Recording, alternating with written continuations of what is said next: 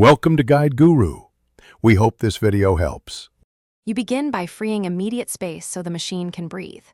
Open File Explorer, go to C, /users, /your name, /downloads, and remove obvious large files. Then empty the recycle bin. Once done, launch Disk Cleanup for C, click Cleanup System Files, and check previous Windows installation and temporary Windows installation files.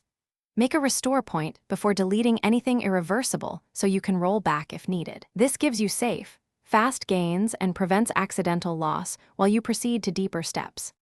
Next, you tackle larger sources of waste.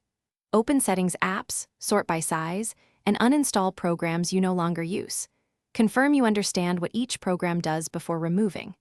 Then open Settings System Storage and enable Storage Sense to automatically clear temp files and recycle bin items on a schedule. After that, run a reputable disk cleaner and a full anti-malware scan to remove leftover installer files and malicious junk. These steps reclaim space and reduce future clutter automatically. Finally, you consolidate and verify.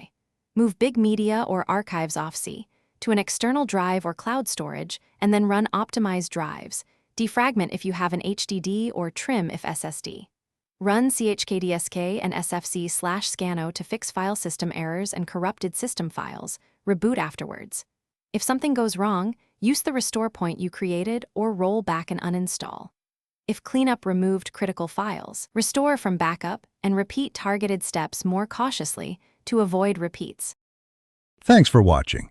Consider subscribing if we helped you today.